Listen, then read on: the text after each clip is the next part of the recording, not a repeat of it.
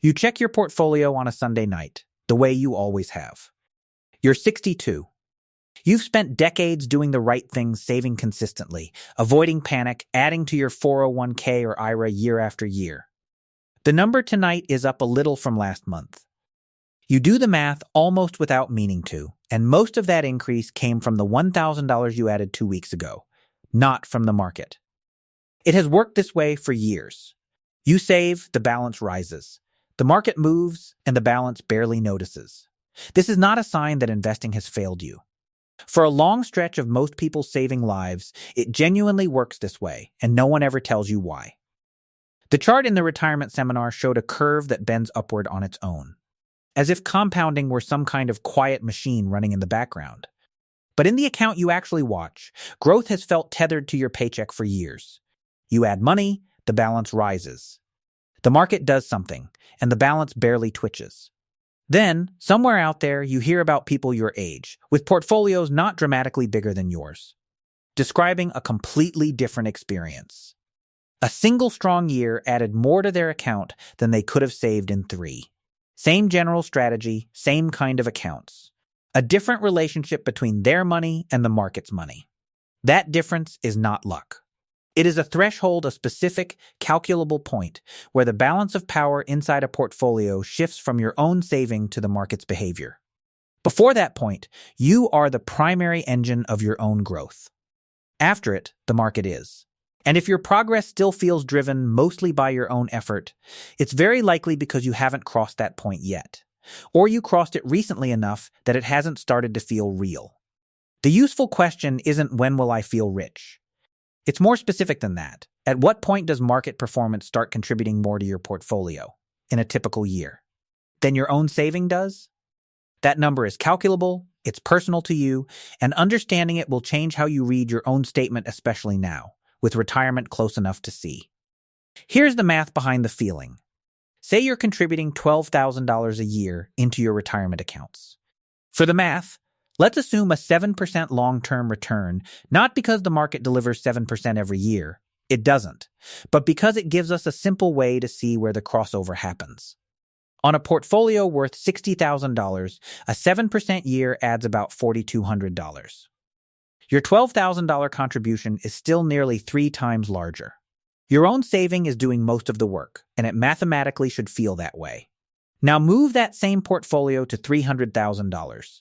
That same 7% year adds about $21,000, almost double what you contributed. Nothing about your behavior changed. What changed is the size of the base the market's percentage is acting on. That's the actual mechanism behind slow. Then suddenly, not slow. It was never really slow. It was proportionally dominated by your own contributions, for as long as your balance stayed small relative to what you were adding. There's a specific balance where this handoff happens, and you can estimate your own. Divide your annual contribution by your assumed rate of return. At $12,000 a year and a 7% assumption, that's $12,000 divided by 0. 0.7 approximately $171,000. Below that, in a typical year, your own contributions add more dollars than the market does. Above it, the market typically adds more than you do. Not every year markets don't deliver their average return on schedule, but as a general tendency over time. And this is where the idea can become dangerous if you misunderstand it. Crossing your crossover point does not mean you've reached financial safety. It doesn't mean retirement is guaranteed. It doesn't mean the portfolio is now protected, and it certainly doesn't mean you can stop paying attention. It only means the market has become the larger source of change in your portfolio, for better or worse. If you're within striking distance of retirement, that distinction matters enormously. A portfolio that's grown past the crossover point can still lose more in a bad year than it gained the year before. There's a second wrinkle worth knowing, especially if you're in the years where catch-up contributions matter. The crossover point isn't fixed, it moves with your contribution. Save $24,000 a year instead of $12,000, and your crossover point roughly doubles too, to around $343,000. That isn't a problem. Saving more is still beneficial. It simply means the market needs a larger portfolio before its expected annual contribution overtakes your larger annual savings. If you're close to retirement and you've ramped up your contributions to catch up, You've actually pushed your own crossover point farther away. That's not failure. It means you're running both engines harder, and the market has more ground to cover before it takes the lead from you. There's one more reason not to treat the crossover number like a magic milestone: inflation. A portfolio can cross a six-figure threshold, while the actual spending power of those dollars is quietly changing underneath it. $300,000 today and $300,000 15 years from now are not the same amount of retirement. That's why the number on your statement matters less than what that number can actually buy when you need it. And if you're using a real return assumption one already adjusted for inflation, you're accounting for this in the calculation itself, which is worth keeping in mind as you do your own math. Once your portfolio crosses this threshold, a second, quieter transition begins, and it's more emotional than mathematical. For decades, your financial progress was something you could see yourself creating. You worked, you saved, the balance responded. That relationship between effort and outcome is satisfying, and it's part of what made the discipline sustainable for so long. Then you reach a point where the market can move your portfolio by more than you could possibly save in an entire year. That's not just a mathematical shift. You are no longer watching your own effort determine most of the movement in your account. You're watching something you cannot control do it instead. And for people who spent a working lifetime believing their effort was the thing steering the outcome, that loss of visible control can be genuinely unsettling. This is also why the crossover can feel almost wrong when you first reach it. The calculation uses an average assumed return, but markets don't deliver averages smoothly. You can cross your calculated threshold and then watch your portfolio fall the very next year. Nothing is broken. The math was never predicting next year, it was showing which source of growth tends to be larger over time. And if retirement is close. That sequence matters more than it did when you were younger, because you may not have 20 years to simply wait for a bad stretch to reverse itself. A downturn that lands right after your crossover point can look like proof the concept failed, when really it's just an ordinary reminder that averages describe long stretches of time, not any single year. There's a related distortion worth naming directly, because it becomes more pronounced the larger your portfolio gets. Comparing your annual contribution to your annual market return can be badly misleading if you only look at 1 year in isolation. Take a $400,000 portfolio with a $12,000 annual contribution. In a strong year, a 20% return adds $80. 000, your contribution looks almost irrelevant next to it. In a rough year, a 15% decline subtracts $60,000, and now even a disciplined $12,000 contribution looks too small to matter. Neither conclusion is fully correct. The contribution is still building and defending the base. The market is simply operating on a much larger number than it used to. One good or bad year doesn't tell you whether your savings still counts. It almost always still does. This is where a legitimate retirement question deserves a careful answer, because it's easy to conflate two very different reasons for the same decision. Once dollar swings get large, a $40,000 move instead of a $4,000 move, it's tempting to pull back into more conservative investments simply because the number on the screen has become uncomfortable to look at.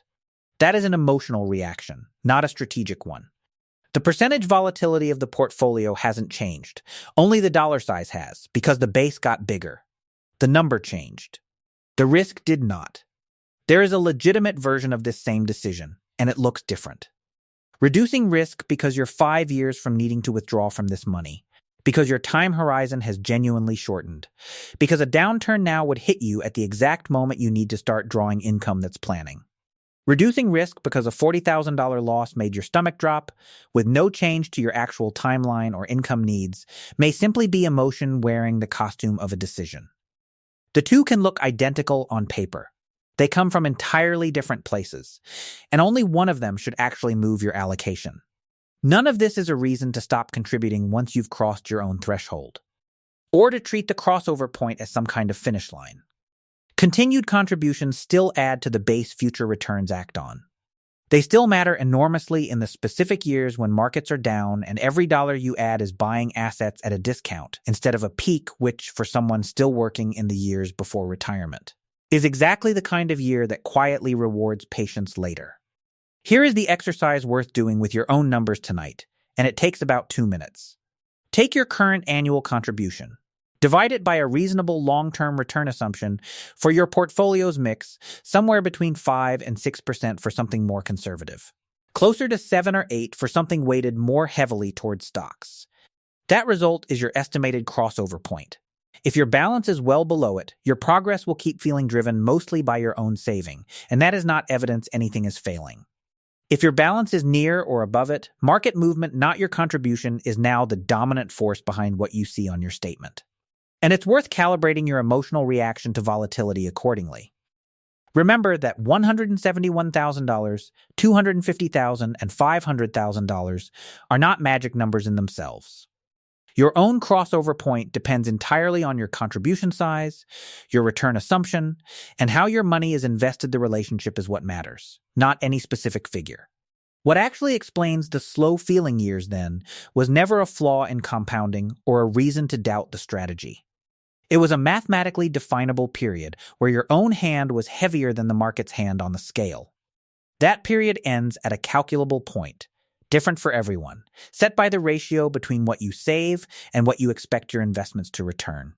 Below that point, patience with your own saving habits is the right response to slow-looking growth, because the saving genuinely is doing most of the work. Above it, a different kind of patience becomes more important: patience with volatility that was always proportionally normal, and the discipline not to mistake a large dollar number for a large increase in risk. The next time your statement barely moves despite a decent month in the market, or swings by more than you expected in a rough one, do the 2-minute calculation. If your balance is still well under your personal crossover point, the slowness you feel is not a signal that something is wrong, it's a signal you haven't yet reached the stage where the market takes the lead. And once you do reach it, the challenge changes. It stops being only about building wealth and starts being about learning to live with the fact that the market now controls more of the short-term movement in your account than you ever could, not because you did anything wrong, but because you finally built something large enough for it to matter.